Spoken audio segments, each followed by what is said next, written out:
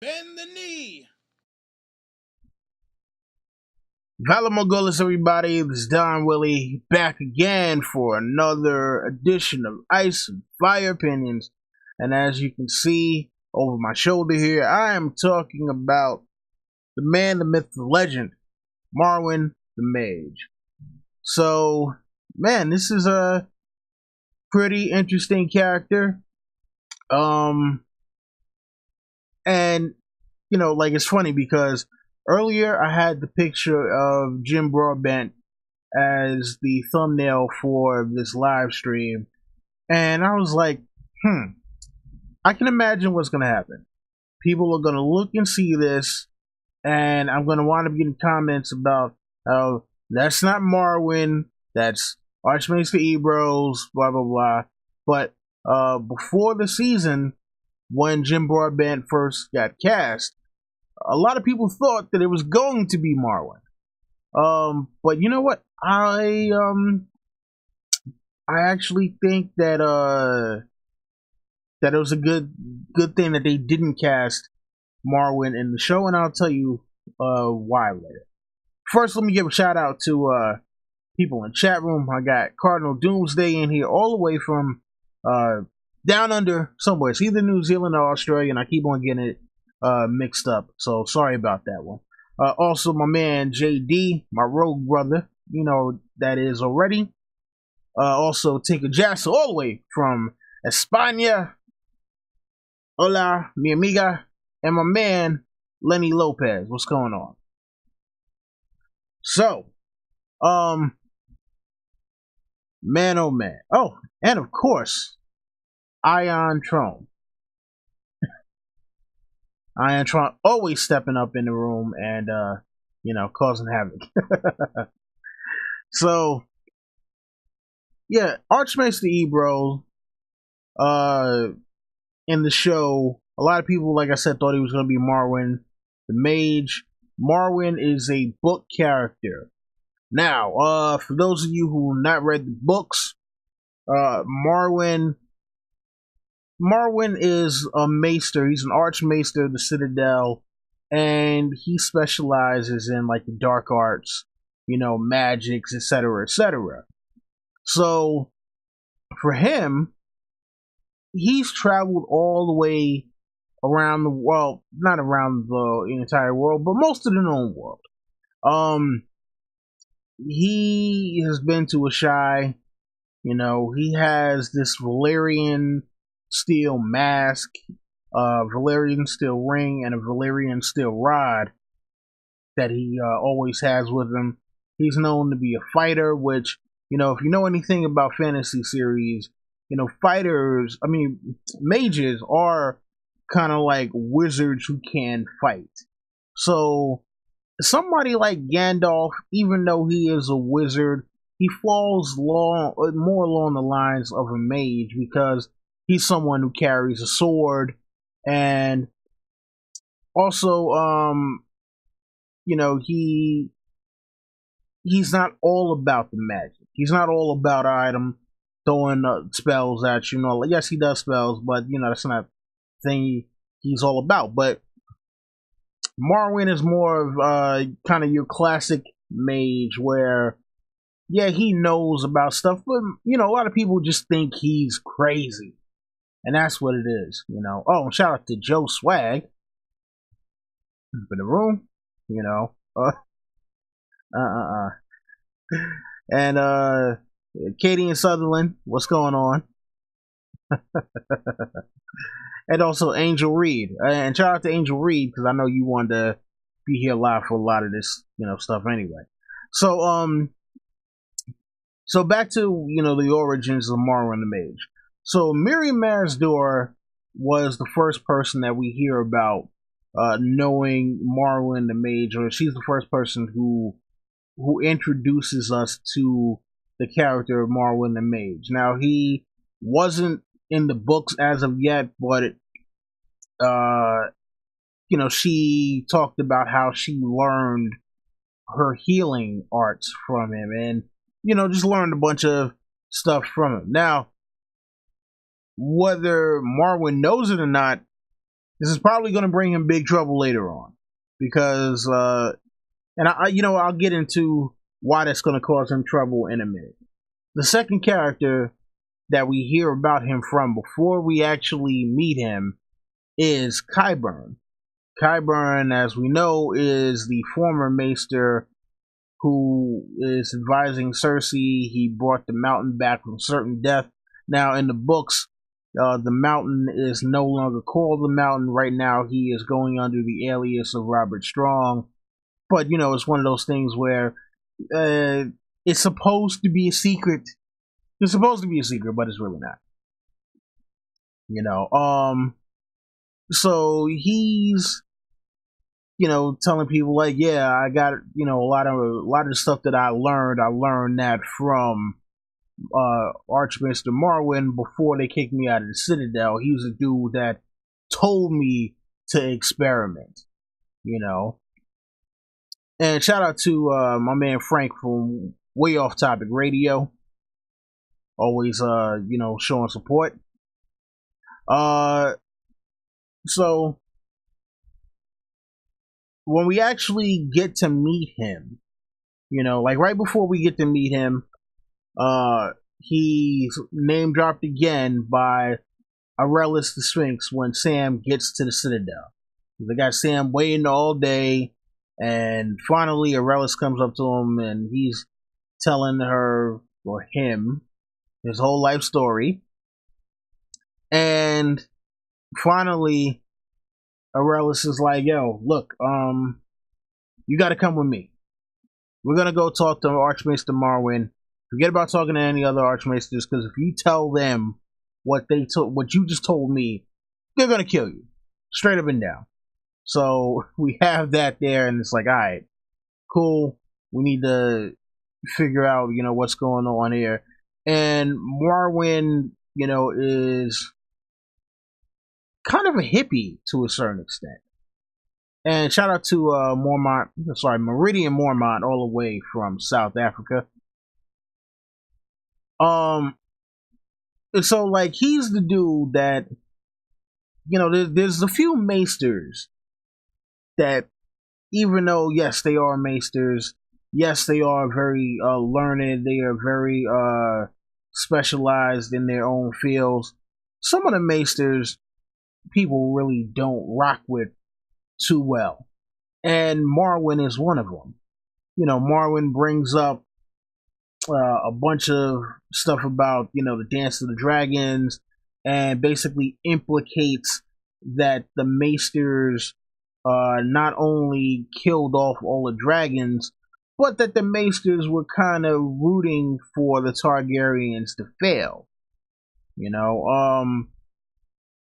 And not only that, it's just that the maesters have all this knowledge, and he's like, look, the maesters want to control what knowledge is out there to people.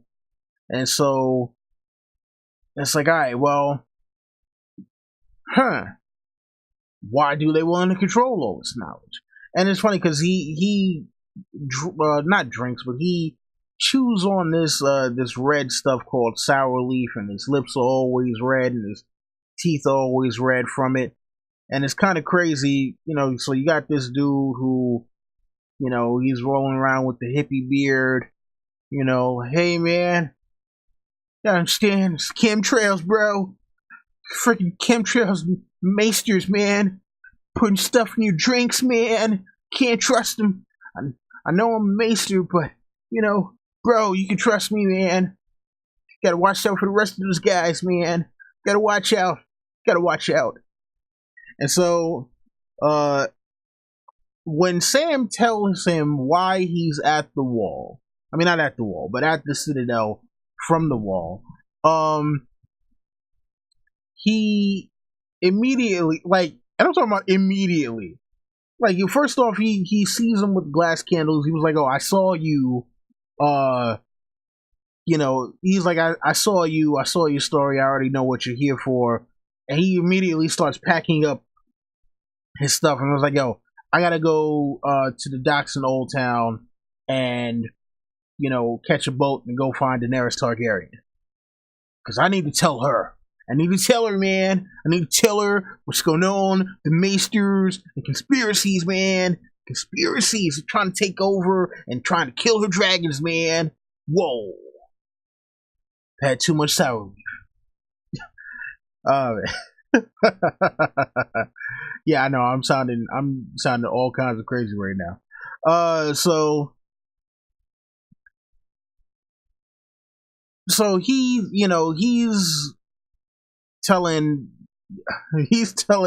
Sam that he's gonna go and look for Daenerys Targaryen, and I said that this could be a problem. And why could it be a problem?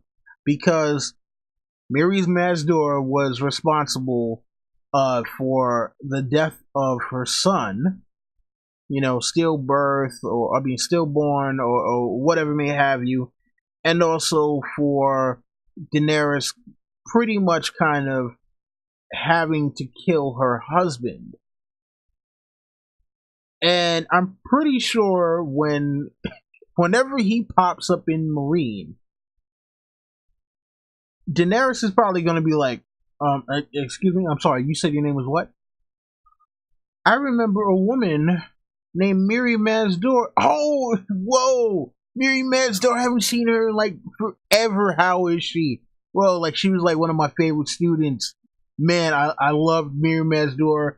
She was like the greatest, man. Like I came over to Essos and I taught her all this stuff. We dabbled in magic and we ate sour leaf all the time and we drunk shade of the evening. Oh, it was so awesome and mind expanding. Oh man, I miss Miri Mazdor so much. Where is she? She's dead. She killed my son. She left my husband in a catatonic state, which forced me to kill him. And I burned her alive, and that's how I got these dragons. Whoa. Okay, look, Dragon Queen, Daenerys Targaryen. Look, that's not what I ever meant to happen. Okay, let me wipe sour leaf off my lips real quick. Okay, look, that's not what I taught her to do. Okay, all right, I'm here for you. All right, I'm here for you. Look, I came from Citadel. They had your great uncle Aemon, and they stuck him at the wall, and then they killed the dragons during the dance, and I'm here to stop that. Marwyn's gonna have problems. Marwyn is gonna have serious problems when he runs into Daenerys, because look, a lot of the tragedy that has befallen her is because of what happened with Miri Mazdor. Now, of course, Daenerys was well within her rights to kill Miri Mazdor because, yes, she tried to save her from being further tortured by the Dothraki, and Miri Mazdor was like, no, it's already too late. I've already been raped. My temple's already been burned. Some of my people have already been killed. Fuck what you talking about. So, I mean, like, I understand.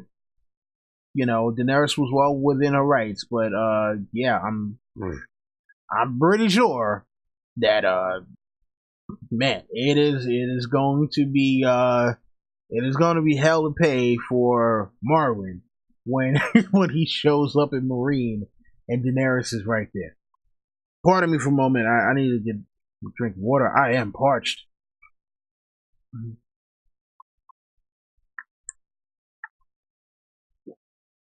Chewing on too much sour leaf. Alright, time for the chat outs real quick. We got Seto Kaiba. Sorry. We got Cat. We got Ricky Hunt. Let's see who else we got in the chat room, because I know we got I know we got a few others. We got the Worthless. Wow, that is a name. The Worthless. And we also got Tough Shed Mike Music. Wow. Or is that Tough's Head Mike? Yo, you know what? I think it might be Tough's Head Mike Music. I'm not 100% sure. You got it all like for the most part is one word. So hopefully I didn't screw up your name. And of course, we got the ladies' man himself, Sir LT Giles, my dog. So, what do I think is in store for Marwyn? Uh, Marwyn, I'm thinking. I'm thinking he makes it back to the Citadel because there's still a lot that we need to learn about what he taught Mary Masdor and what he taught Qyburn, because these are two very prominent people in the story in terms of the influence that they've had on some of our main characters. You know, again, a lot of what Daenerys has done going forward is because of the fact that Mary Masdor gained her trust and betrayed her in one of the most horrible ways possible. And again, even though Daenerys has never actually met Marwyn, I'm pretty sure when Marwyn shows up, she is going to remember, oh, Mary Masdor said you were her teacher. You were the one that she named. She didn't name anyone else, she named you. And so that's going to be a big problem. Now, also, there's the whole thing with, this faceless man who is disguised as Pate in the Citadel right now. And shout out to Frank from Way Off Topic Radio. No, I don't think either Pate or Marwyn are going to be in the show whatsoever. I think we can just forget about that one. That shit ain't happening.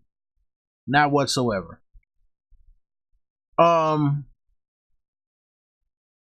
So, it's one of those things where him coming back into the story, whenever he does, and him giving out secrets of, oh, this is how I did certain things. This is how I was able to, to teach people. Here were my experimental ways, because remember, a lot of the maesters don't like him, not only because he dabbles in a lot of stuff that they don't believe in. Like, if he told the other maesters about the glass candles, they're going to be looking at him like he's crazy, because if you remember, the glass candles have been pretty much dead for the longest. And at the beginning of A Dance with Dragons, Pate has this test, and this is one of your tests as a maester, or you become a maester, is you have to sit in a dark room with a glass candle, and basically you're supposed to stare at it until it actually works. And this is to basically try to teach maesters that all of the magic shit is absolute fuckery. Like, don't trust what people are talking about when they start talking this magic shit, because here is an item that's supposedly a powerful magic item. We're gonna have you sit in a room from sundown to sun up, and we want you to see whether or not this shit actually turns on. And Pate sits there for all that time. The glass candle never lights up. He comes out the room, and it's like, oh man, yeah, I guess the maesters were right. And I think that this is kind of reflected in how they decided to portray the maesters' attitudes in the Citadel for the show. because before this we got Maester Lewin, we got Maester Crescent, we got Pycelle, we got Qyburn, and now Maester Wilkins, and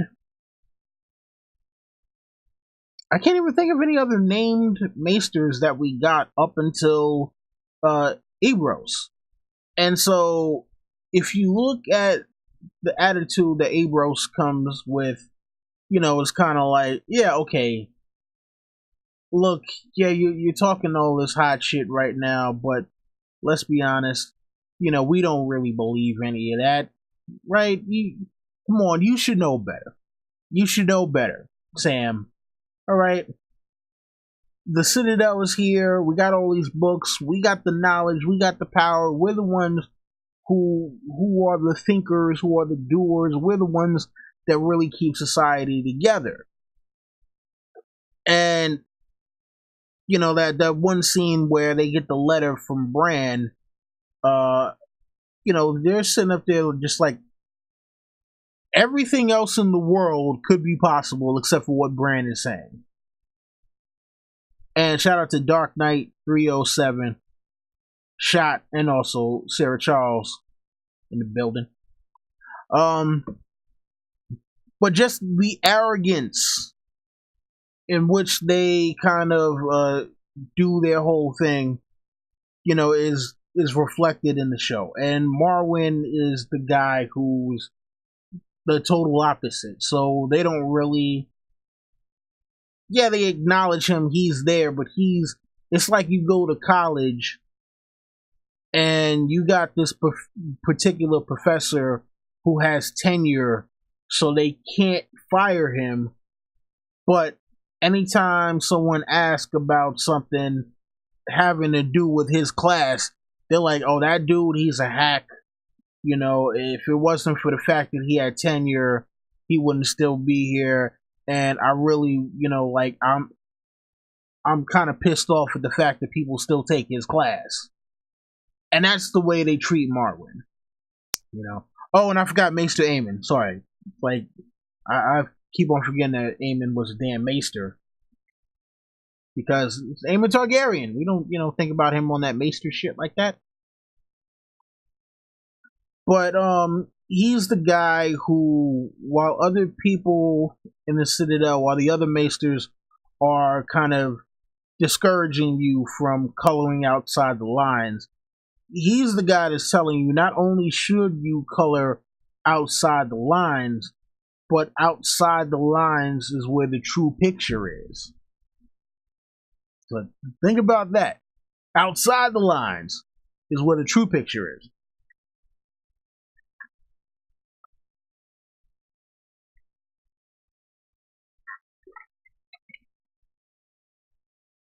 Man, yo, that sour leaf, crazy. Whatever you do, kids, do not chew sour leaf. Bad for your teeth. You don't see how red they are? Anyway, excuse me. So, Marwyn is, like I said, a very interesting character, just for the fact that he's the guy, and I think, even though we don't get his POV, he is a window. He's a window to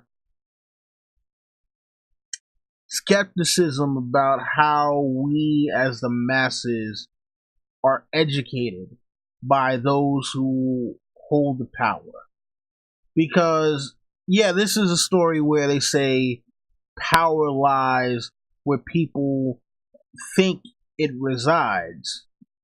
But at the same point, right, if the Maesters are the ones who are teaching everybody what the world is like, but yet they know that there's more to the world, even though you have guys like Tywin Lannister or Robert Baratheon or Ned Stark or whoever who either can swing the sword or tell someone or an army to swing the sword if it wasn't for the maesters telling them, or teaching them certain things.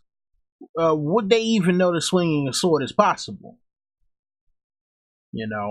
So that's one of the things you got to think of. Marwyn is the guy who's kind of trying to buck the trend. He's like, why should all the knowledge be hoarded just to this small group of people?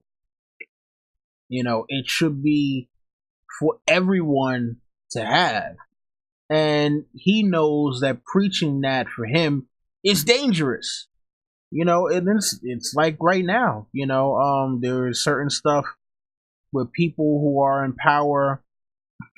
They feel as though it is dangerous for the public to know certain things.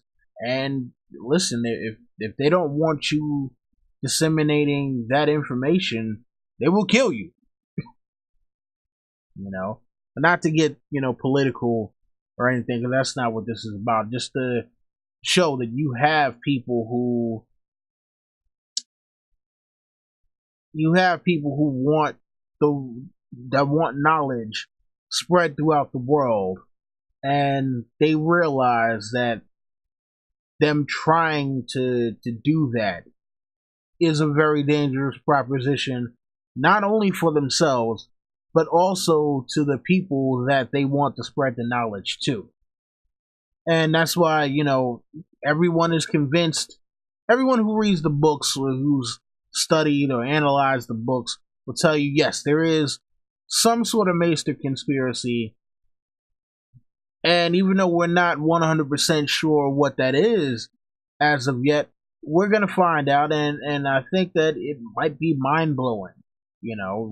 There's still a lot for us to learn about how this whole thing works with the maesters. And honestly speaking, I want to find out what houses some of these guys are from. You had Pycelle, who was very, very loyal to the Lannisters. But as far as we know, he wasn't a Lannister himself. We don't know. In the books, I do think that there is one maester who. There is one maester in the books, and I forget what the maester's name is, but people know he's a Frey, and I think he's the current maester at Winterfell. Oh man, I forget exactly. I forgot which. Man. Oh, shout out to Miss Know It All who just entered. But yeah, there's a maester that people know is a Frey right now, and the rest of them we don't know. And it's funny though because there are a lot of maesters you can kind of tell who they are or what region they come from by their name, because if you look at a lot of the names of certain characters, they align with whether they're Andals or First Men, from the Reach, from Dorne, from the Westerlands, whatever. Like a lot of them have names that are kind of specific to their regions. Excuse me. So I'll have to look up like names. You know what? Huh. Marwyn, if I had to guess, just by the fact that he has a Y in his name, he might be from the Vale. Yeah, I'm thinking he's probably from the Vale. Because people because people from the Vale seem to have a lot of Y's in their names. So, yeah, wow. I think I may have cracked the code on where he's from, but maybe not what family. You know, we'll have to. If you guys have any clues as to what family he might be from, I would love for you to put that one in the chat or something. And shout out to Chew, who went to the building. He just said no. I have absolutely no idea what he's saying no to. I'm sorry. There's a lot going on in the chat right now. And in fact, I think it might be time to go and take questions from the chat. So let me just tell them to, start putting their questions.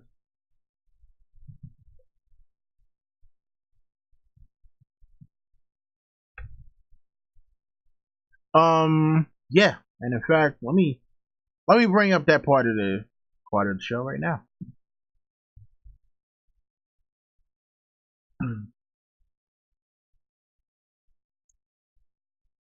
So, as I wait for folks to put in their questions. Oh, here we go. Here we go. All right. So, from Shot, what does Euron do about pregnant show Cersei? And follow up and stab it up. Well, here is the thing. Euron, the world's greatest troll, Mr. 1,000 ships in 2 good hands. It's a little difficult to figure out what he's gonna do. I mean, because I don't know if Cersei is going to just go out and announce her pregnancy.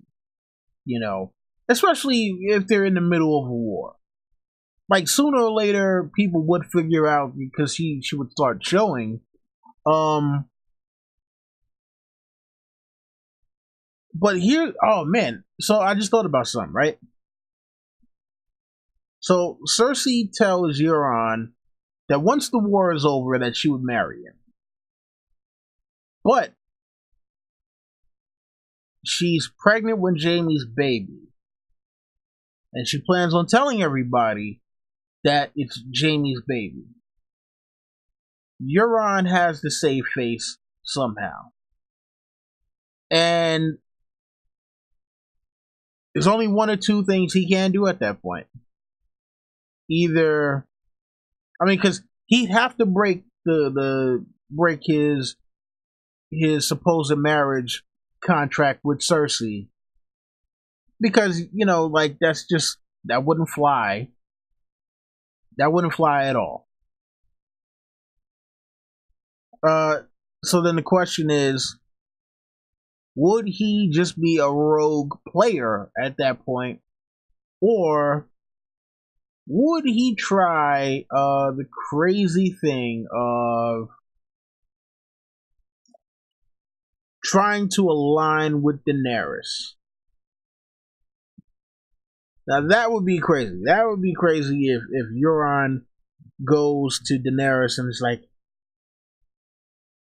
"Listen, Dragon Queen, I actually wanted to marry you, but my little bitch nephew and niece, both of them bitches, took my ships and went to you before I could. So here I am with 1,000 ships and a really big cock. Unlike Theon. I know. I attacked your fleet, but how else would you know that I was the greatest captain in the 14 seas?" I know my Euron impression is absolutely horrible, but I'm just saying that would be crazy if he decided to try to go and switch to Daenerys' side because he's pissed off that Cersei is pregnant by Jaime.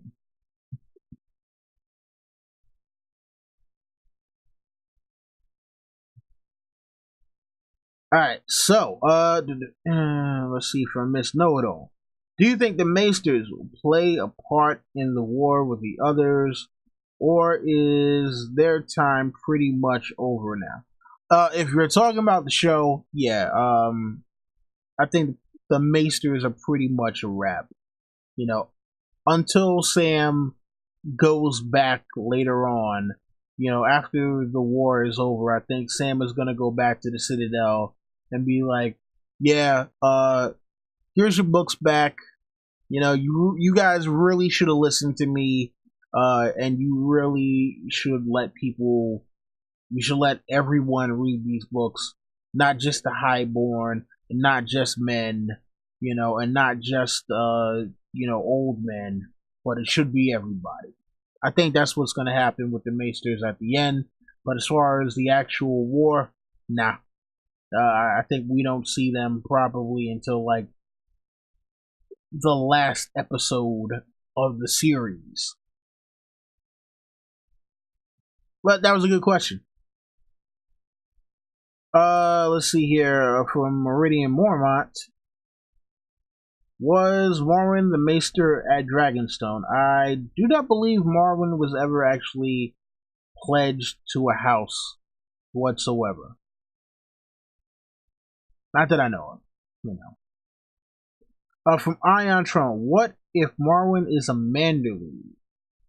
He is the size. He is of that size, and he has a fire like Wyla Manderly. I mean, it could possibly be a Manderly. I'm trying to remember the Manderlys. Well, the Manderlys are. I mean, because I know.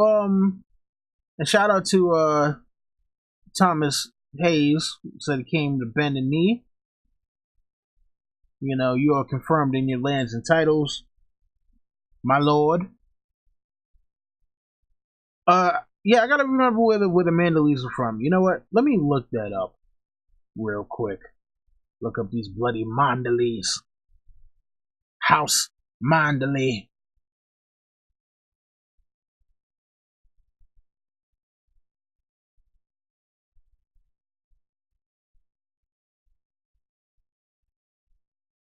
Oh, damn it! I cleared my damn cache.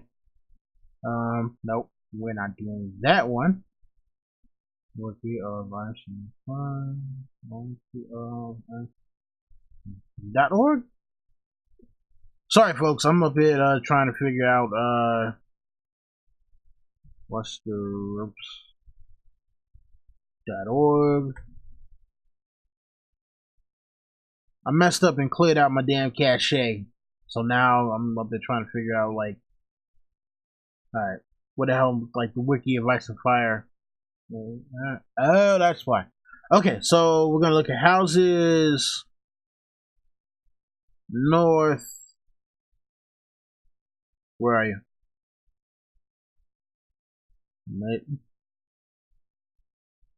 What? Alright. Noble houses, Manderly. Okay, Newcastle, blah blah blah. Okay, so they were originally from the Reach. Let's look at some prominent members of House Manderly and just see The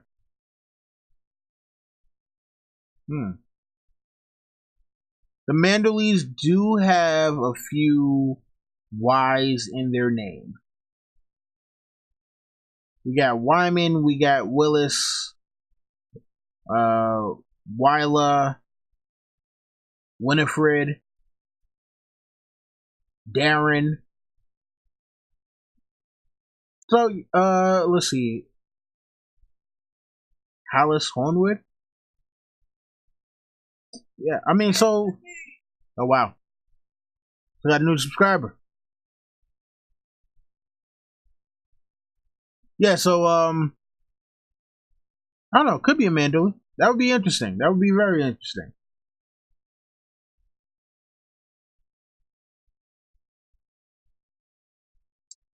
Alright, so, make sure I don't skip any questions here. Alright, next up from Angel Reed. Do you think Arya can beat the Mountain in combat? The show made her really strong, and my dad thinks so. That would be no. I mean, like the mountain. I mean, like if you said the hound, I would say maybe, but beating the mountain, oof, nah. I don't think that one is happening. Um, yeah, I don't think that one is happening. You know, not the mountain. That's that might be a little bit out of her wheelhouse, just a little bit.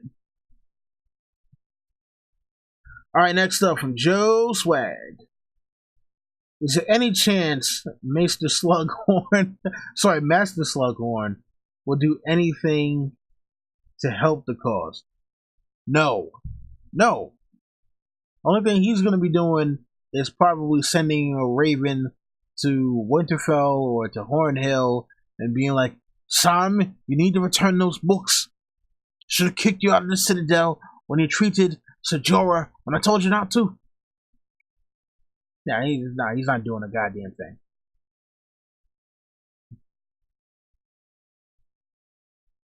Let's see here.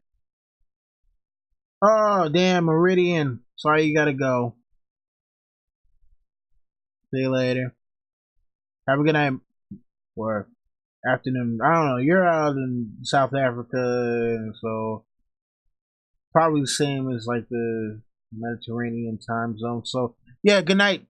I know it's got to be like 3, 4 o'clock in the morning for you, something like that. Let's see here. Okay, so from Katie and Sutherland, aren't the Mandalese represented by the trident? They are represented by a merman holding a trident. So, no, you got most of it, or half. Look, at least we got the part about the trident right? Let's see here. And I think Ion Trone that how can Arya kill a dead person? I think that was a response to about beating the mountain. Let's see here. From Katie and Sutherland again. Wasn't Lord Mandalay the one who baked the Frey pies? Yep. Most definitely. And that was, man, I remember reading that scene and I thought to myself, I was like, yo, Wyman Mandalay is a savage. Yo, he is a damn savage, man.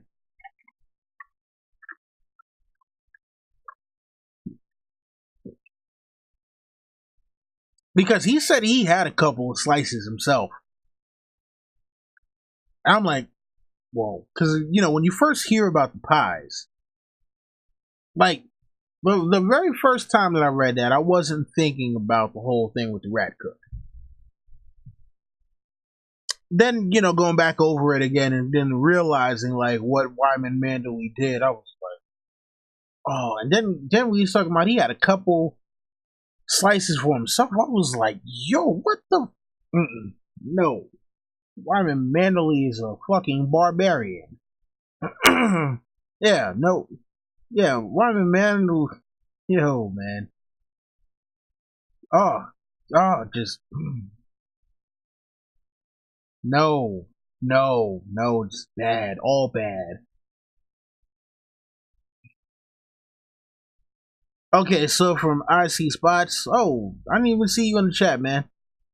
Um, what face will Arya use next? Well, it's funny because with season 6 now, a lot of people are speculating that she's gonna kill Littlefinger, and someone was like, "Hey, what if she uses Littlefinger's face?" I don't see there being a need to use Littlefinger's face because I think Littlefinger needs to be exposed for what he has done to the Stark family. If anything, whose face I could see her using? His informant's face. The girl that he gave the coin to in the last episode. I could see him. Sorry, I could see her using her face to try to get information about whatever Littlefinger's plans are. All right, so next one for Ricky Hunt. Does the mountain have a head in the books, or a dwarf head from all the dead dwarves? Gregor's head was sent to Ilaria when Bran sees the mountain open his visor. He sees nothing is there. I think that the whole thing with Bran seeing nothing behind the visor is supposed to be more representative than literal. For me, I think that it's supposed to be more of it's supposed to be more of, I'm trying to think, representative of him being dead, and then just showing like he is nothing but a thrall at this point. So I think that he does have a head, but there's a head with no mind attached to it. He is nothing, he's nothing but a blank slate which Qyburn gets to paint on, or blank canvas. I don't know why I said blank slate, but blank canvas that Qyburn gets to paint on. And I think that the head that they probably sent to Dorne was either the head of a dwarf, because for whatever reason, and I'm not exactly sure why, it does seem that at times there are dwarves, even in real life, whose heads seem disproportionately large. And I'm not saying that to be disparaging or anything like that. I mean, I think it is something that is easily observable. I don't think it's, it's not to say anything negative. It's just, hey, look, unfortunately, that's biology sometimes. So it could be a dwarf's head, or if not, the only other head that I think it could be, which I've heard a lot of people speculate, and even I've had this thought myself, is the head of former Lord Commander of the Kingsguard, Sir Duncan the Tall, because he was around the same size as the mountain. So we'll have to see what happens with that. But I don't think it is supposed to be that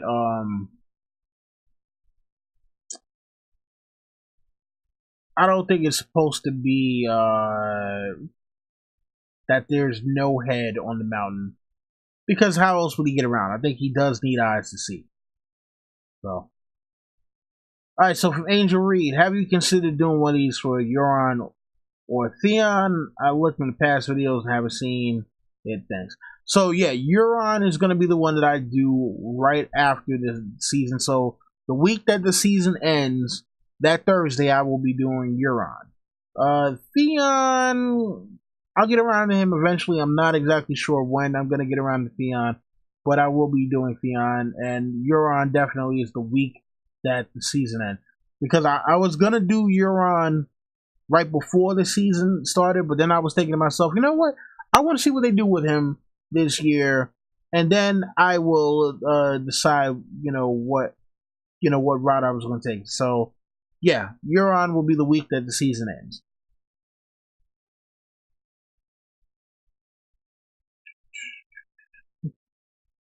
All right, let's see what else we got as far as questions here.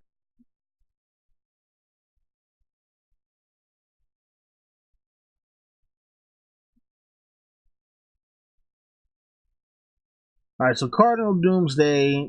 This is not a question. This is just a comment. It says, look up Atreus. Atreus. I guess it's Atreus. In Greek mythology, that's where the frayed pies come from. Okay. All right. Cool. I know a little bit about Greek mythology. I'm not like super hardcore into it, but all right, not a problem. Not a problem at all. Let's see here.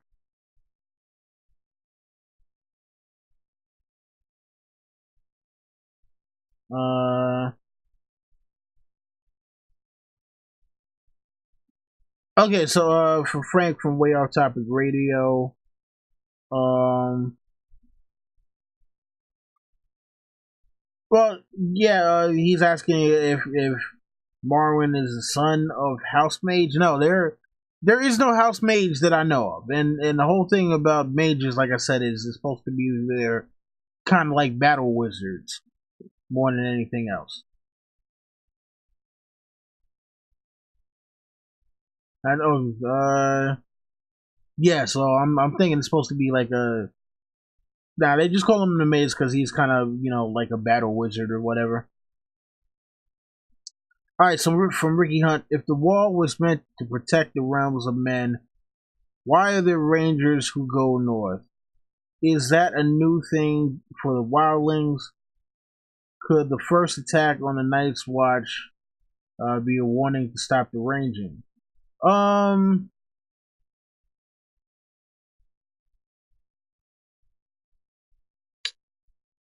huh. So,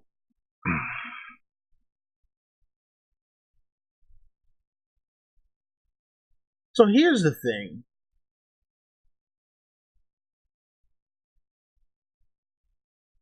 So, with that whole thing, yeah, it doesn't make sense to build an ice wall to keep out ice monsters. Uh, and personally,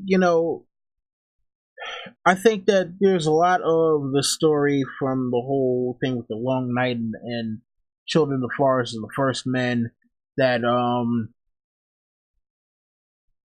that the stories have kind of been either conflated or actually broken down into smaller sections. Like, all right, so for me, like a lot of people think that the last hero and Azor Ahai are the same person, in which they're not, because if you read their stories, for one, Azor Ahai was not in Westeros. Azor Ahai was in Essos, and also the last hero. When it talks about the last hero, it said that he had his 12 companions, which those 12 companions, the last hero and his 12 companions were the original Night's Watch, right? Which a lot of people seem to forget. And what I'm thinking is this: you have the Children of the Forest created the White Walkers, right? Because they had problems. Because you had Brandon's father, who was Brandon of the Bloody Blade, who was slaughtering children of the forest. Now, either they kidnapped him or they kidnapped some other First Men, made the original White Walkers. The White Walkers start ravaging everything, but the White Walkers also kind of break free of the control of the Children of the Forest and start killing the Children of the Forest. So you have the original Night's Watch, which was Brandon and his 12 friends. The original Brandon Builder and his 12 friends. All of them get killed off. Finally, once the Children of the Forest figure out the Dragon Glass is able to kill the White Walkers, they're like, okay, look, Bran, we'll help you and the other First Men out. Cool. They go, they defeat the White Walkers, and sometime later, Brandon Builder, after he's decided, he's gonna give up Winterfell and go to the Wall, he finds out the truth and actually allies with the White Walkers.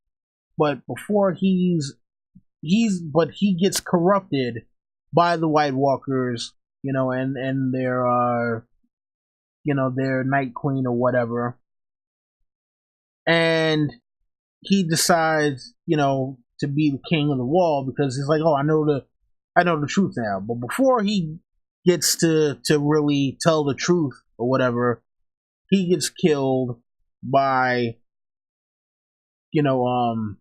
he gets killed by the new lord or new king of winter and Joramun. Now, I might like this might sound crazy, but if you look at the stories and how they all kind of line up, I think the story of the last hero, the story of the Night King, and the story of Bran the Builder are all one in the same. So, and I think that the whole thing of them wiping out the name of the Night King was the fact that they didn't want to tarnish Bran the Builder's legacy. Because, yes, he built Winterfell, he built the wall, he built Storm's End, he was this great hero. Like, you're not going to want to tarnish, like, the one thing that you wouldn't want is for people to find out that the greatest hero of the First Men was actually also their greatest villain. So, man, and I just went on a super tangent there. My bad. And yeah, we'll have to see exactly what the deal is with the wall and you know, because George already said that Brandon Builder and the Night's King, are from the Age of Heroes, and they're not likely to have survived and all that. So, there's got to be somewhere where we figure out the truth of what all that was. Let's see here.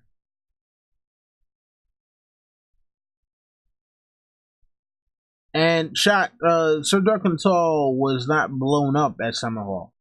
If you read,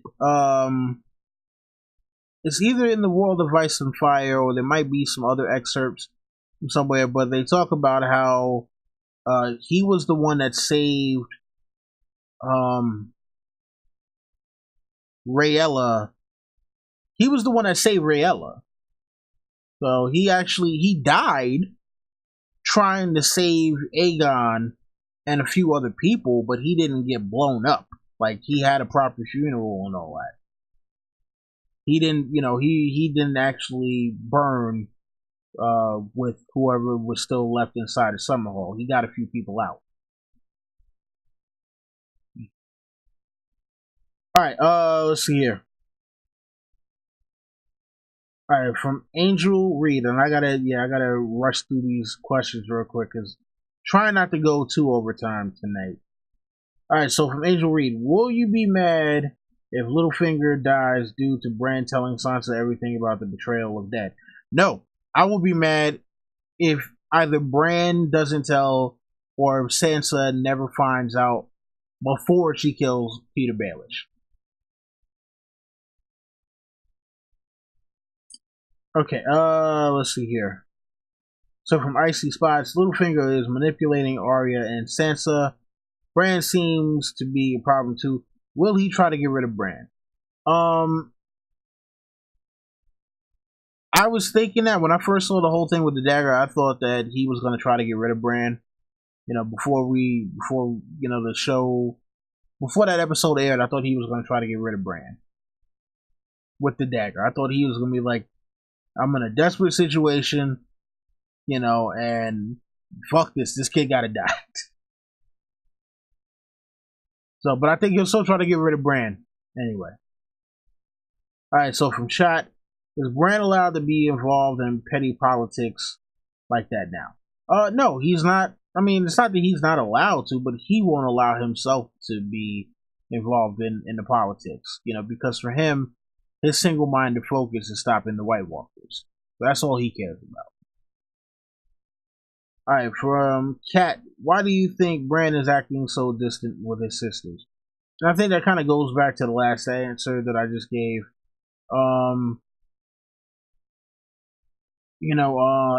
It's one of those things where he is so singularly focused on defeating the White Walkers, and also the fact that he's still trying to learn his powers, that it's just going to be hard for him to get back to normal for a little while. And like Mira said, he died in that cave. He's not, really Bran Stark anymore. He's not, you know, the fun loving kid who wanted to grow up and be a knight of the Kingsguard. He's something more than human, and so he's still trying to process how to properly handle that. And I just think that it's information overload at this point. So that's why he's being distant. Information overload. All right, from IC Spots. Will we see Mirror again? No. From Todd Fowler, what's going on? Does anyone know if the Hobbit films are any good? People keep. I think he's saying the Hobbit films.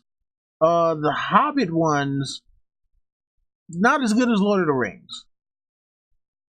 And the third one was like, all right, well, the third one, like the last third of the movie was all just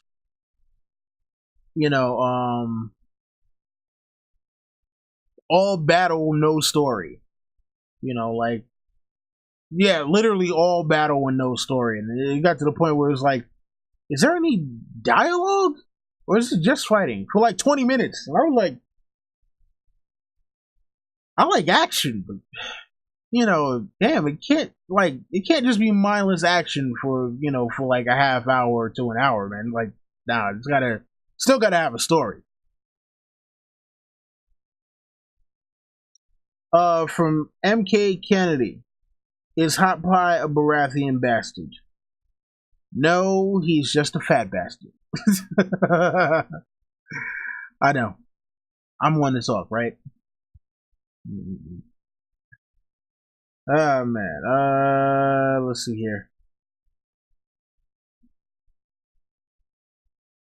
Okay, so from the worthless.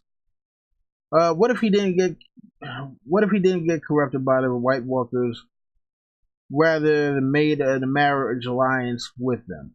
Well, I think he made a marriage alliance with the White Walkers, but then that's also what corrupted Bran the Builder.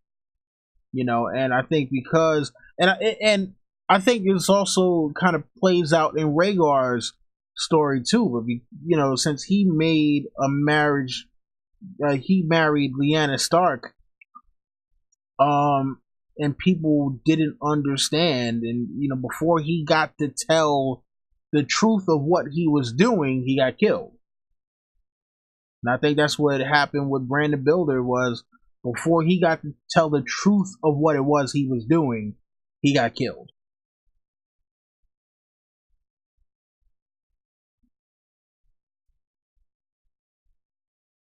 All right, let's see here.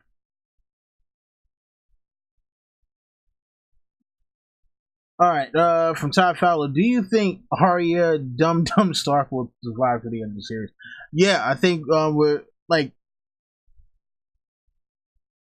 so in the books there is the whole thing with the Ghost of High Heart, right?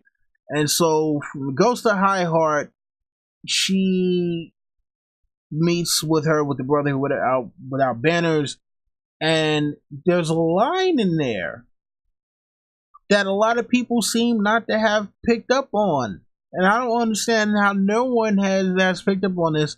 And maybe, like, I don't know, maybe other people have made a video about the subject, but not about that particular line. And that is when the Ghost of High Heart calls Arya Dark Heart.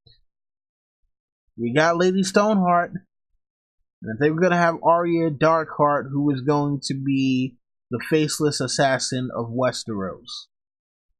So I think that Arya is gonna wind up living out her days as Darkheart, the faceless assassin. Where it's gonna be like, yeah, there's the legend of Darkheart, who, will take any job or whatever, and she'll kill whoever for a price. I heard she's one of the faceless men, but I don't know, But yes, I think that like that name Darkheart was not put in there by accident, and I think that Arya will be called Darkheart at some point.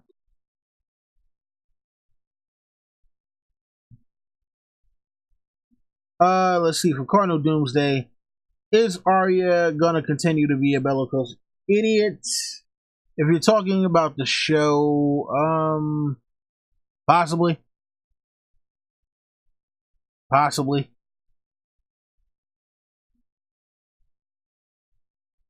Wow, Ricky says everyone taking cues from everyone taking cues from Amelia Clark with this deadpan acting they're doing. Wow. Oh man. I mean, they, could be.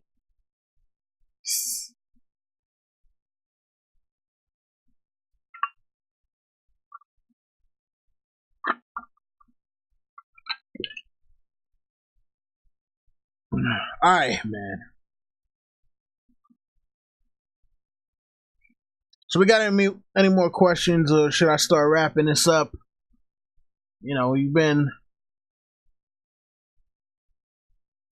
a little over an hour.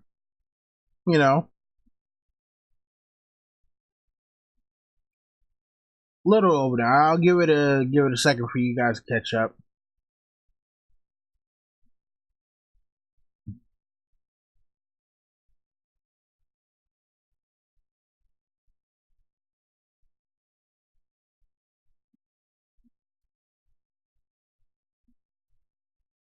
Mm-mm-mm.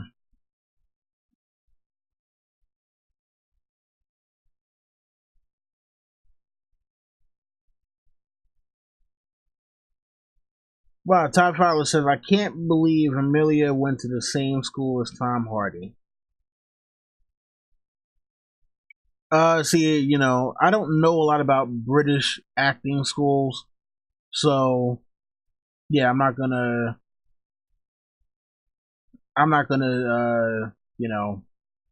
comment on that one. Let's see. From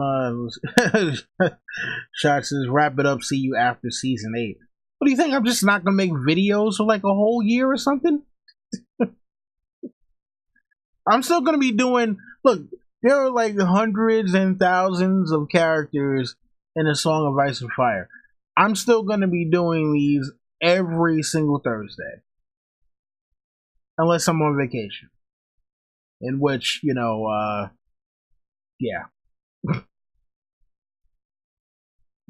All right. So from Katie and Sutherland, how do you find a secret targ? Hopefully you have a dragon nearby, or a dragon egg. You throw the dragon egg at the person. If the person dies, they are a Targaryen. If they live, then the egg cracks open and the dragon hatches. There you go.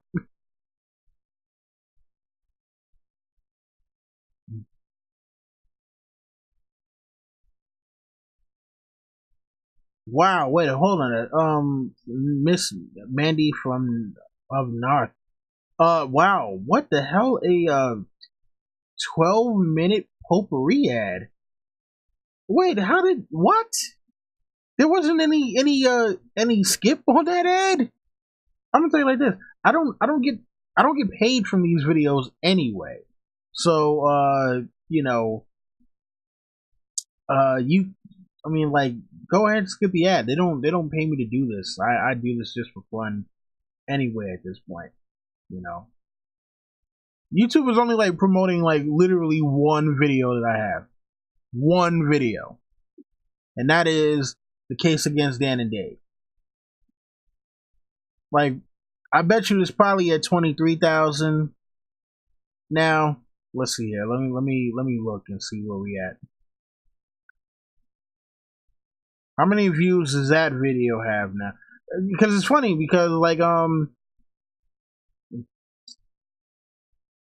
that video kind of gained traction before and then just stopped gaining traction. And now all of a sudden out of nowhere it just started picking up traction again. And I have absolutely no idea why.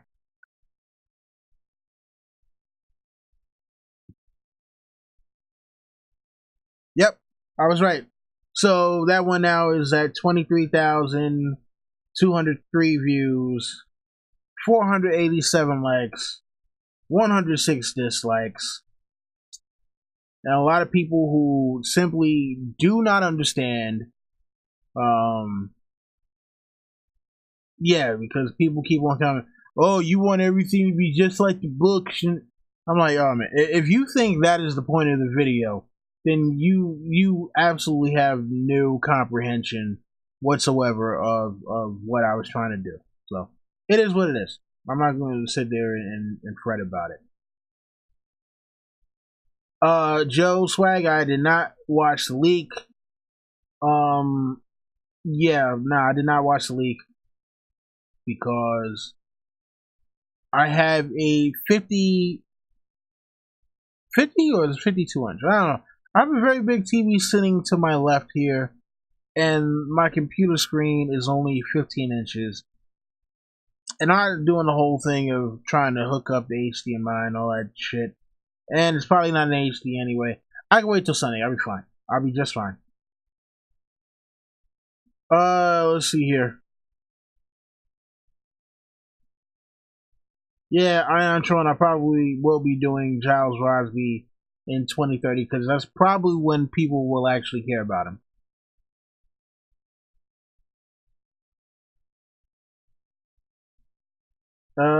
Let's see here. Alright, so from Icy Spots, what upcoming shows will you and or the Hypes Watch be doing? Okay, so recently I actually got into Rick and Morty, and I just ordered the Blu-rays. So I got season 1 and season 2. So I will be doing reviews for every episode of Rick and Morty on my backup channel, Dawn Entertainment, and also a bunch of other videos. I'm gonna, try to do those on the off days when I'm not doing Game of Thrones. Uh, let's see here. So from Cardinal Doomsday, how much are you enjoying season 7 or not? So, season 7 has been kind of a mixed bag. So,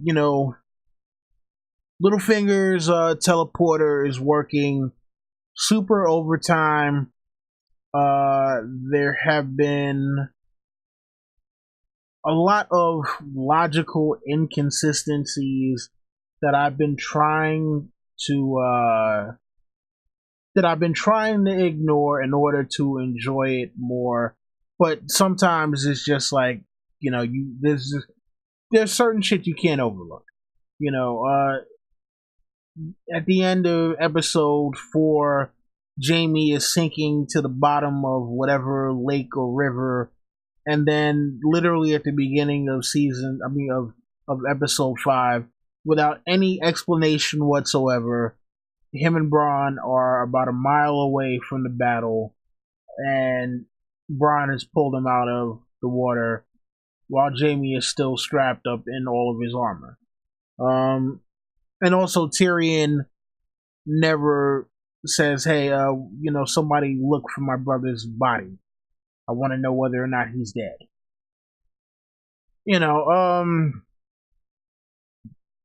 But Dracarys, has been great. But Danny with bend the knee to everybody for everything, not so great. I mean, it's been a mixed bag. Don't get me wrong, I still like the season, but it has been a mixed bag.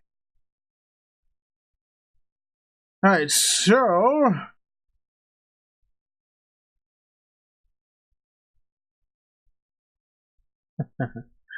oh man. Thank you from Miss Mandy of North. Said she found out about my channel from watching me on Rurus last night. So hopefully, I guess you did like like you said you actually came to the channel today. So thank you. Right, from Todd Fowler, will I ever bend the knee to D&D? No. Next up. Let's see here.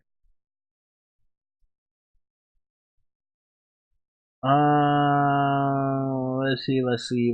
Ricky Hunt. Is it really a true knight in a Song of Ice and Fire?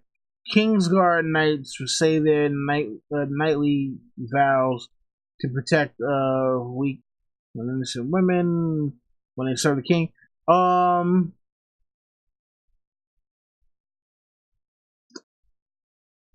Yeah. Oh, you guys want the link to the other channel? All right. Let's see here. Hold on.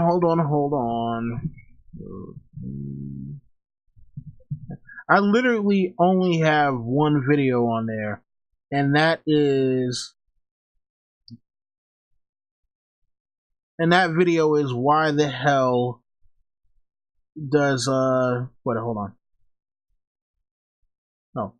How the hell did Into the Badlands get a second season? And I made that video a few months ago. But alright, hold on. Did it put the No, it didn't put the link in the description. I mean in the chat. What the hell? Copy link. Yo, it's not letting me put links in my own friggin' chat room. Are you crazy? Hold up. Alright, there we go.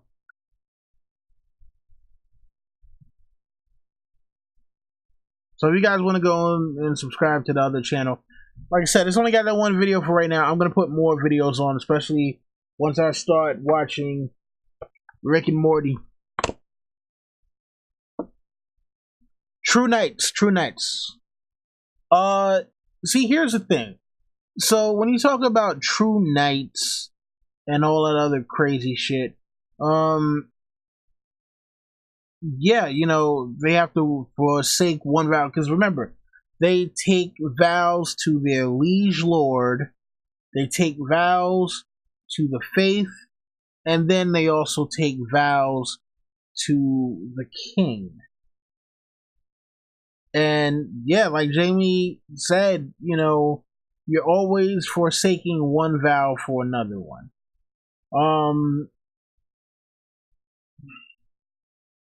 Yeah, so, you know, there might not be any true knights in the story currently. It's hard to say. Very, very hard to say. Very, very tricky questions, you know. Just remember there are good knights on both sides. Both sides. If there are bad knights on all sides. I condemn the bad knights on all sides. Oh my god. I'm waiting for the thumbs down to come on that one. Alright. Man, oh man.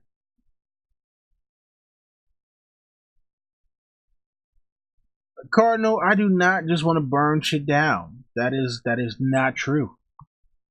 Look, you know, I'm a guy who, you know, I like a lot of the technical stuff. So I'm the guy who winds up buying, like, I'll buy Blu-rays just so I can see the behind the scenes stuff that I wouldn't see otherwise. Like, that's the guy that I am, because like I want to be able to do some of that shit someday. So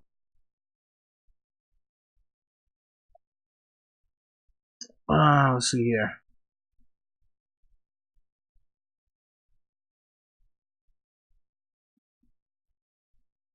Yo, oh wow, way off topic radio.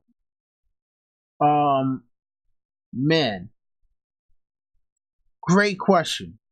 Is Little Sam telling this story? So my thought, you know, when I thought about what the ending would be, was either it was going to be that the last chapter, the last prologue, no, the last epilogue. I was thinking that the last epilogue was either going to be Bran sometime in the far future, or it would be Sam that he wrote down, you know, all these accounts. But Little Sam, wow, that would be interesting. And they might do that for the show, because remember, there's no Little Sam in the books. We got Monster, and then we got Aemon Battleborn. So we'll have to see for the. But that would be very interesting for the show because yeah, Sam did give him that book. So yeah, that would be wow. That would be awesome. Thank you for that question, Frank. And remember to go check out Way Off Topic Radio. Hopefully, we'll get to do another one soon. I've been yeah, just working like crazy, and you know, damn, I can't even sleep in on Saturday either because Saturday I got a freaking doctor's appointment. I'm not getting any freaking sleep. So I'm about to call this a wrap so I can't get some sleep tonight. And I still got paperwork to do. God damn it. Freaking paperwork, man. It's funny, like I have not looked at the thumbs up or thumbs down for this stuff. I try not to.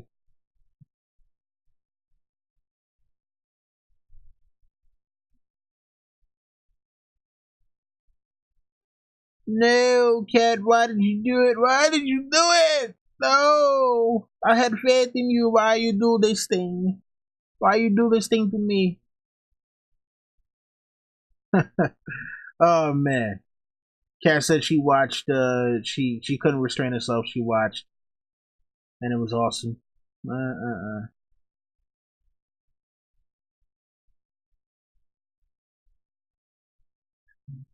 oh man. Ricky Rayella was innocent. She was, but look, like I said, forsaking one vow for another one.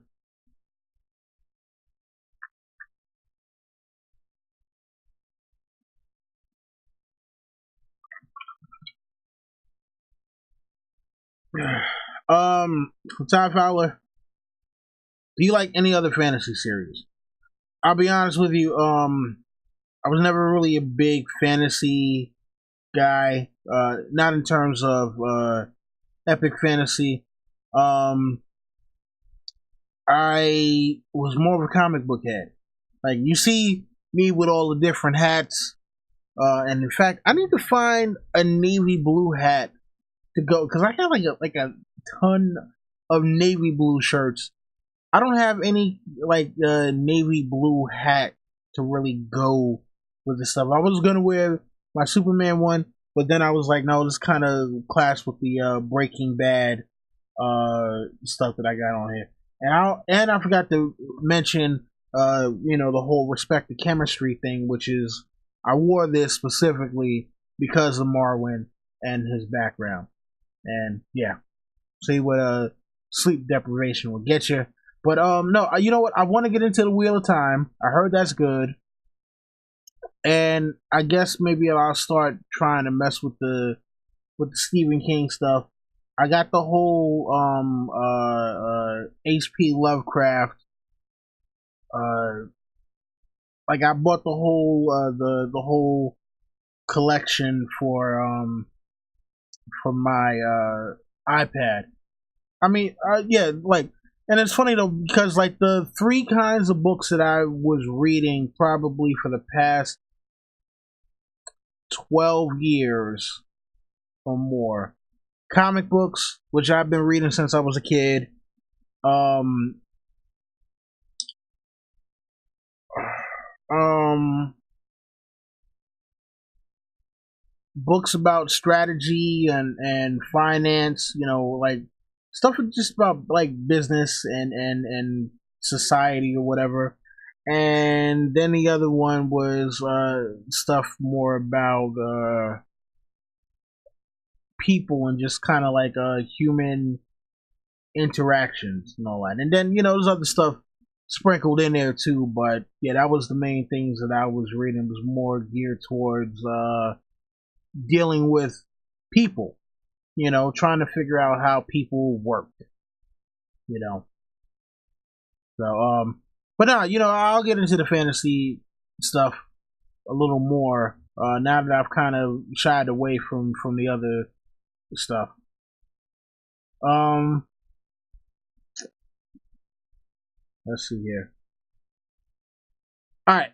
From Miss Mandy of North. I have a weird feeling that the girl who is the main character of the Ice Dragon is the daughter of Danny and John. Thoughts? Okay, so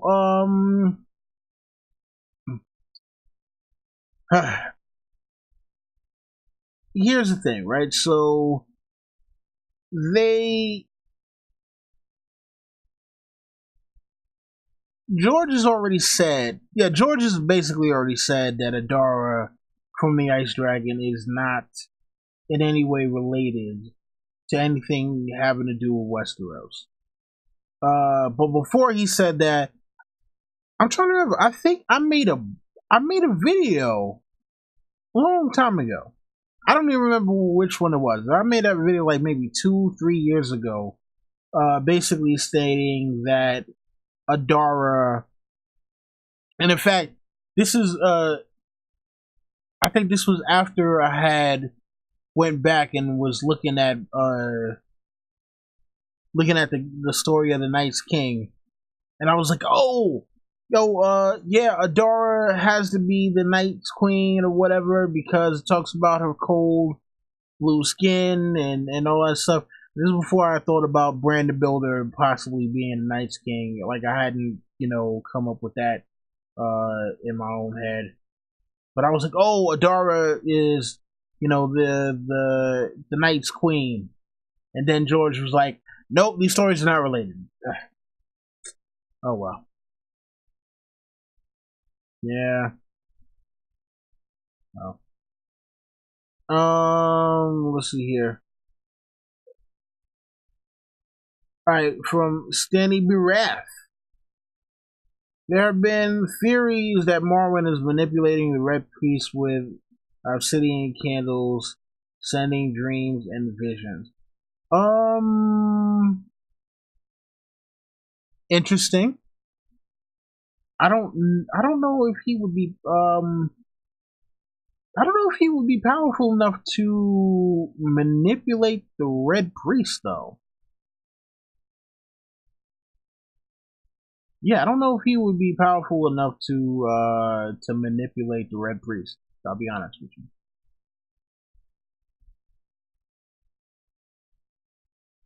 Let's see here. Where we at? From Cardinal Doomsday Soul, you're a maester yourself, Don? No, I'm not a maester. Maesters are arrogant pricks, so I would never want to be one. But I like to be a learned man. I like to, I mean, look, if I were a maester, I would probably be either Marwyn or Qyburn because I'm just a guy who's not just gonna sit there and be like, oh well, this is what it is, this is how it's written, this is how everything goes, and then that'd be the end of it. So, yeah, that's all right. So from IC Spots, how do you get into GOT books? By happenstance. I mean, so pretty much what happened with that was I got into Game of Thrones to the TV series kind of late. Like right before the third season. I started like literally a week or maybe 2 weeks before the third season. I binge watched season 1 and season 2 because I think either Breaking Bad had just finished, like, period, or The Walking Dead was on break. So I was just looking for something to watch on Sundays.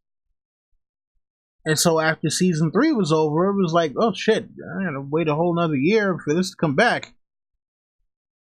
I can't like keep repeatedly just binging seasons 1, 2, and 3. So come to YouTube, start watching videos, and I think like one of the first people I started watching was Tony Teflon, because back in the day there were hardly anyone making Game of Thrones YouTube videos, at least any good ones. You had Tony Teflon, James Johnson, Don the Kraken Wit, History of Westeros, Radio Westeros, Preston Jacobs. So those were like, oh, and Ideas of Ice and Fire. So those were like, like the 6 or 7 people who were really doing it back then. But the thing that kept on happening was I kept on running into spoilers. So I watch a video and be like, oh, spoilers from the books, and like, all right, gotta click on this. All right, we go to another one, such and such theory. Spoilers from the books. Ah, shit. All right, click on another video. What is Lightbringer? Blah blah blah. Spoilers from the book. Shit. So I was like, all right, you know what? I don't want this to keep on happening to me. So I'm going to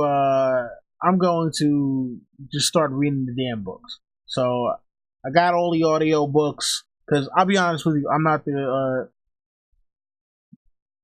for some reason the action of reading puts me to sleep a lot of times, and I found out that that they said this normally happens when you just don't get enough sleep, which is very true for me for a lot of times.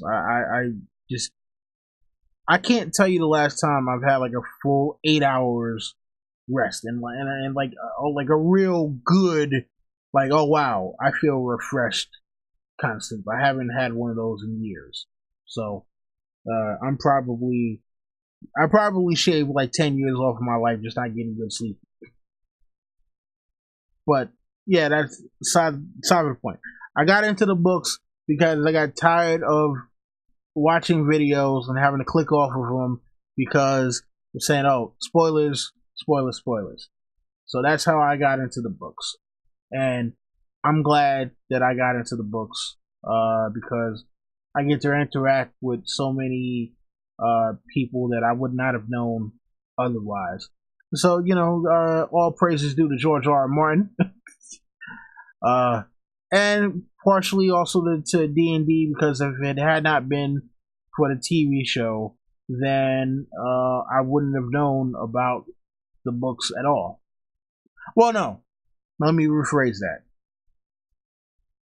If it hadn't been for the TV show, I may not have been prompted to get into the books, but it's not that I wouldn't have known about them at all. It just I probably would have got into them a lot later. And Kat says I skipped a question from her. Let me scroll back up real quick. I see a comment that you had.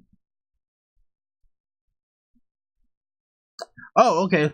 Here we go. Do you think it might be possible Arya could kill Sansa if a discussion between them got heated enough?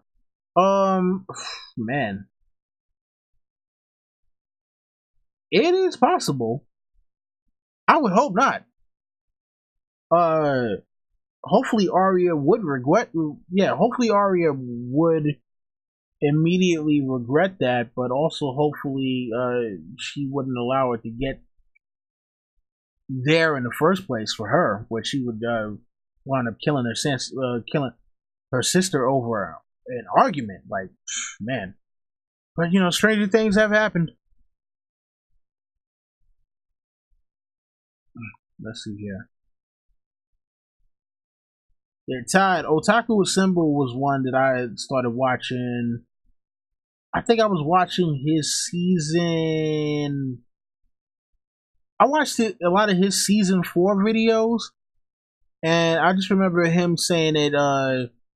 Like after Oberyn got killed, he was like, "No, I'm done. I'm not watching this anymore." Fuck Game of Thrones. I was like, damn, man, really? Like, all right. I'll be honest, I unsubscribed shortly after that because he wasn't really making anything else. I was mainly watching for those videos, because I'm not the biggest anime head like that. Like, I know, a few shows here and there, but I don't watch like a lot of the Adult Swim stuff. Maybe I might get into like Bleach and I don't know what else is out there, but I just wasn't on that stuff. So the main thing I was watching him for was Game of Thrones, and he after Oberyn died, and it's funny because I spoiled myself because I wasn't actually really gonna get into the books until after season 4 because I didn't want to spoil myself, and then I went trying to find information about Oberyn Martell because I like there were a few like profiles here and there on characters, but not an extensive library of like where other than going on. Well, yeah, not an extensive like thing about um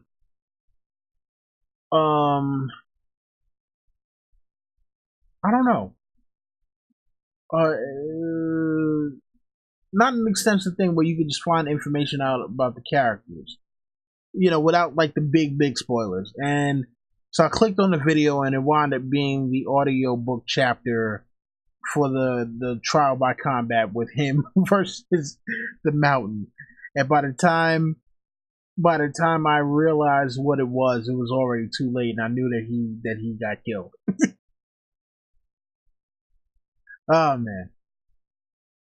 Shout out to Ours is the Fury, and also Janelle Walden. Let's see here. All right, so from Stanley Wrath, have you read all Winds of Winter preview chapters? I have. The Ariane chapters, I'll be honest with you, I'm a little iffy on those. The Barristan chapters I kind of like a little bit. The Theon chapters is interesting. My favorite though has got to be the Forsaken. The Forsaken is the shit. That is like one of the greatest chapters. Like in terms of like introducing a super villain, because we get the introduction to Euron, in A Dance with Dragons, but man, when he shows up in the Forsaken, and it's just like, like Euron is just not to be fucked with. He's just not. He's just not. Period, man. So the Forsaken chapter. If you have not read the Forsaken chapter, or better yet, if you want to listen to a nice reading of the Forsaken chapter, go check out my man Don the Kraken Wit, and yeah, you can check out his channel, and he did a dramatic reading of the Forsaken chapter with sound effects and all that. It's pretty dope. I highly recommend it. Let's see. Corner of Doomsday. Did you watch Ideas of Ice and Fire's Arya rant? Yes, I did. I did for real, and I was like, okay, yes, yes, all of that, everything he said, I agree with all of it. Let's see here.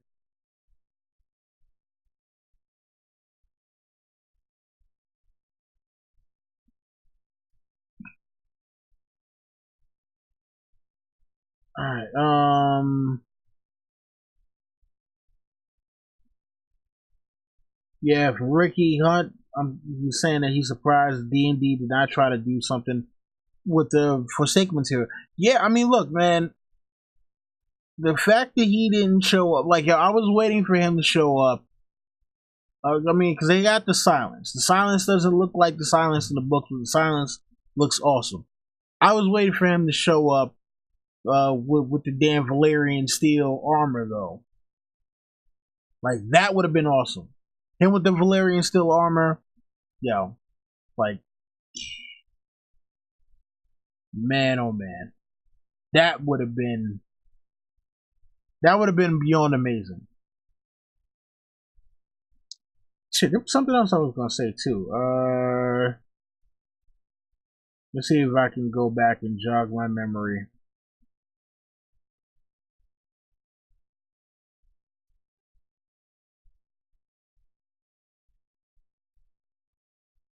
They had something to do with that. Oh, yeah. For those of you who are new to the channel,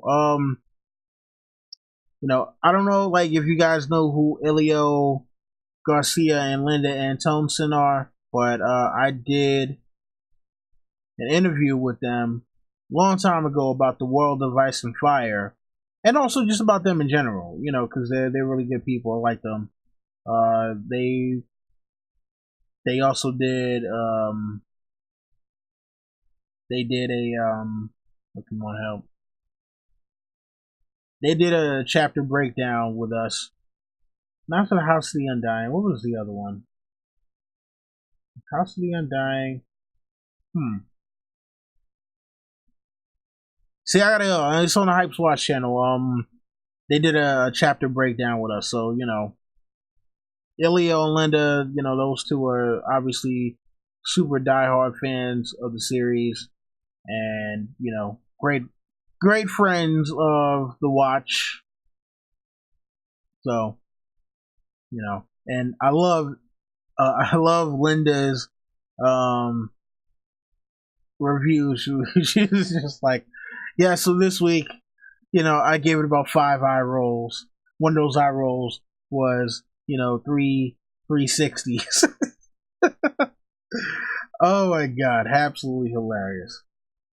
Oh my god. Shout out to DJ11. His question: will Ghost finally show up to battle a White Summer?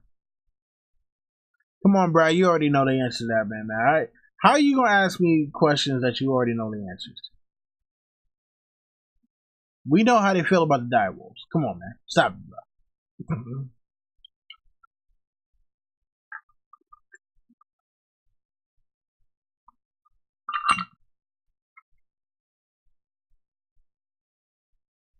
All right.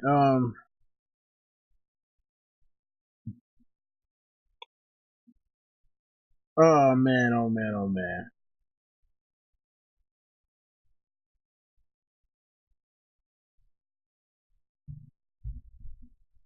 Listen, I like the fact that Linda goes off. Ilio got so disgusted that he was just like, "Yo, man, fuck it. I'm not even." He was like, "Yo, I'm not even watching." I don't think he's watched since season 5. A shout out to F. L. Dobby.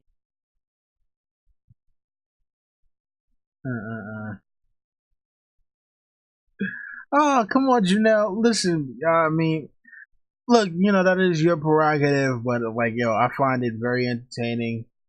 Myself, you know, I find it entertaining when Ilio and Linda go in on the show. I mean, because look, I don't think that they go in on the show without reason. I mean, and then plus, like Linda has said, like Linda said, the visual effects look great. The show looks great. She is never, that I can remember, and I could be wrong, that I can remember, Linda has never said anything bad about how the show looks. But she's taken issue with things that have happened in the storytelling apart from the books. And I tell people this all the time. You know, forget about the books. So when you're looking at some of the reviews and some of the things that people say about what they feel the show has done wrong. You know, at this point, any criticisms that I have about the show have nothing to do with whether or not it will happen in the books or whether or not it has happened in the books. In the past, there are things that I'm like, look, these guys had the opportunity to do things from the books that I think would have strengthened the show that they haven't done, or that they neglected to do. And you know it's one of those things where I'm like, the people who like this show and who like the series, we want it to be a 10. We want it to be a 10 all the time. None of us who like the show or who like the books ever want to look at the show and be like, this is, that is subpar. We never want it to be subpar. Like, we don't, like, no one wants to go in on D&D. No one wants to. There's no one sitting there looking like, my God, ooh, what am I going to get to complain about this week? No one is doing that. But I think, unfortunately, sometimes people,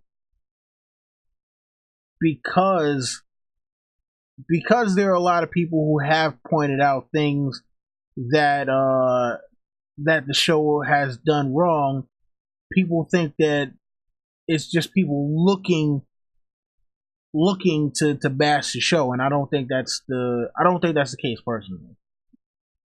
I mean, I could be wrong, but that's not how I go into it. I go in looking for how did they tell the story? Did they tell it in a way, is even if it's not, even if they don't do stuff from the books, have they told the story in a way that makes me feel as though that I, as a viewer, am being respected? Because if I feel like that you're trying to, if I feel that as a viewer you're trying to visually tell me that I'm stupid, then I'm gonna have a problem with that. So again, I'm not. And even when I did the case against Dan and Dave, that wasn't about bashing them, because I did a case for Dan and Dave. That was the first video I did, was case for Dan and Dave.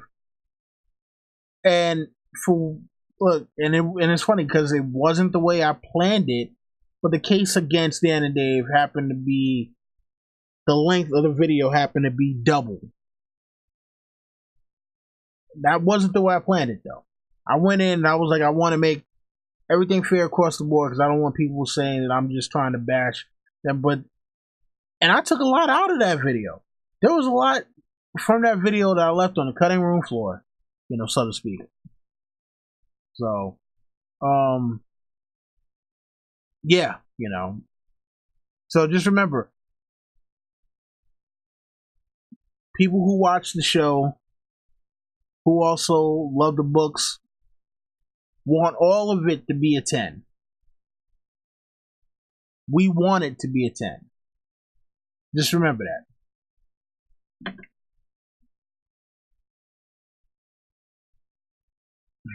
Okay. So let's go back to a couple questions. So I'm gonna end at 10 o'clock. All right. So let's see. From Angel Reed, did you feel Stannis' death was unfair? Absolutely.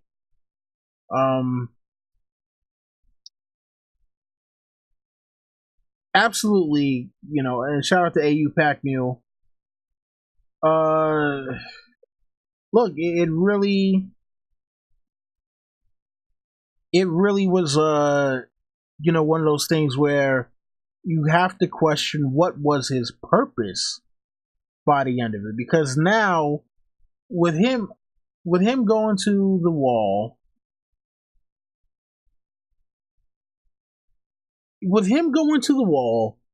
and then deciding, okay, I'm gonna go and march on Winterfell because I just have to do it now. It was like, okay, well, you went to the wall, you left to go and take back Winterfell. On your way there, you burned your daughter, your wife committed suicide. and then he gets killed by Brienne. The question is, what was the purpose of Stannis' story if that's the way that you killed him? And see, this is one of the things, like, you know, this is not something that I want to be thinking about, but somebody brings up this question, and now I got to sit here and think to myself, what was the purpose of Stannis' story? And see, this is the, you know, one of the problems that happens.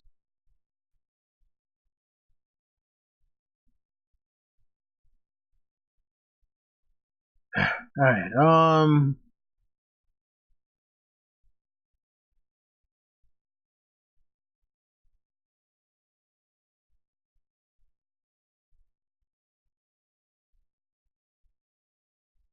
Let's see.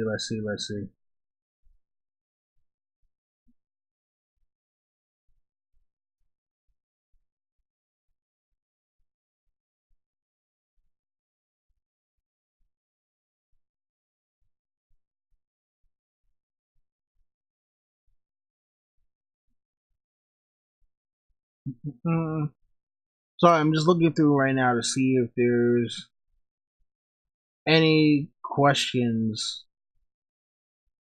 that I missed.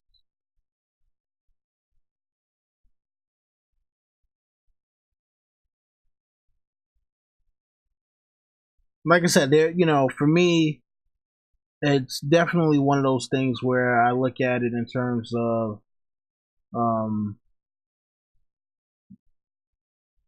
I don't think that anyone should watch stuff just to bash it, you know. Um,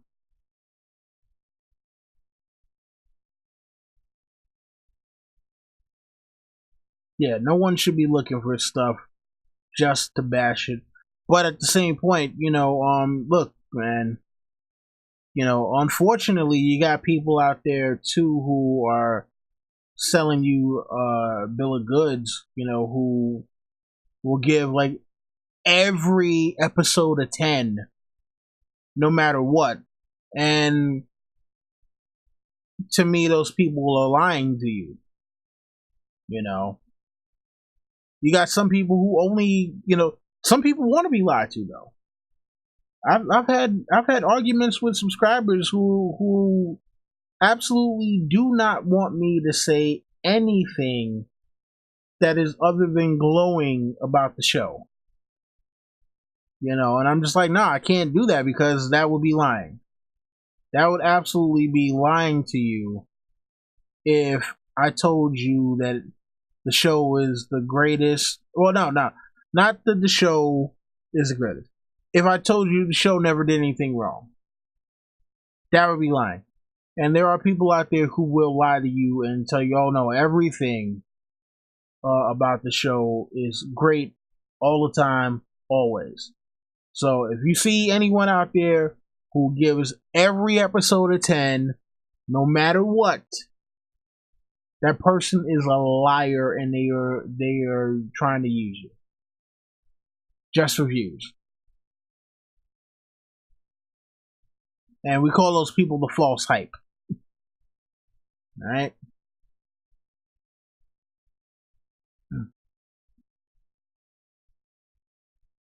Man, oh man.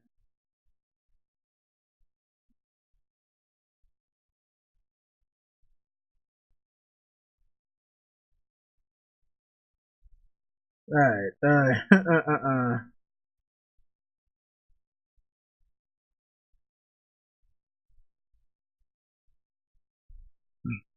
Alright, let's see here. Alright. This will be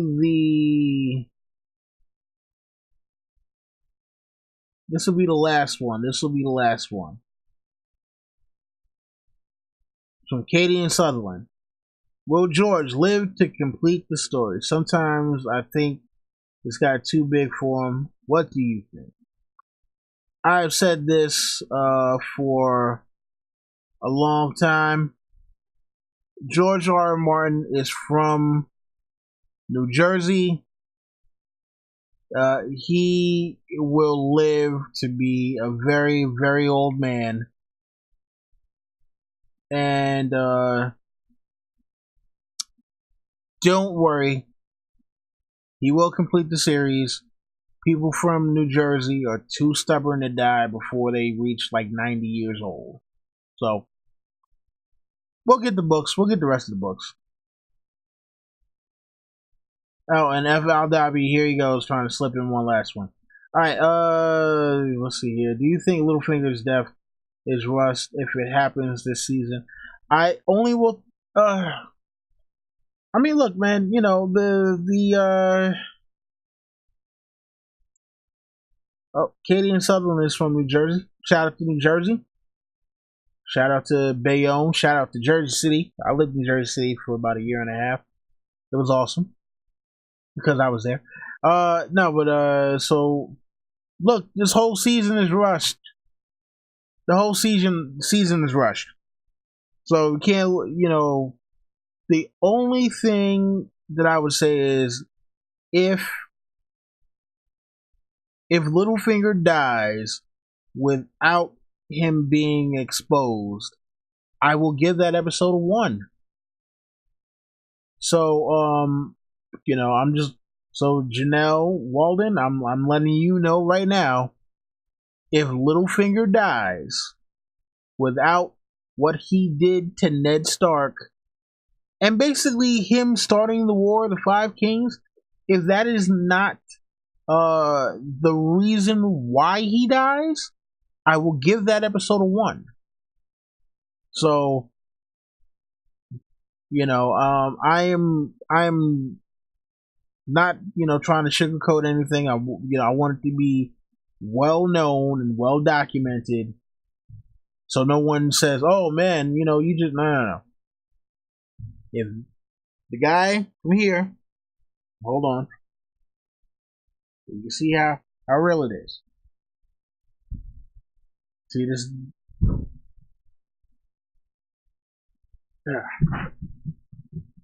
Yeah, screwing this whole thing up, probably fucking up the sound, all that. Don't care for right now. But yeah, if he dies, without his secrets being exposed, that episode will get a 1. All right. Anyway, look, I've been on here for just about 2 hours. I'd like to thank everyone who came out to watch me tonight. It's funny because, man, it's been crazy. I decided to do Thursday because no one else was on Thursdays, and then the next thing I know, everybody's starting to jump on Thursdays. So I can't win. I'm trying to do the best I can here. But yeah, shout out to everybody who came and checked me out live. Shout out to all of those who will watch this later. I'll be back next week with another one.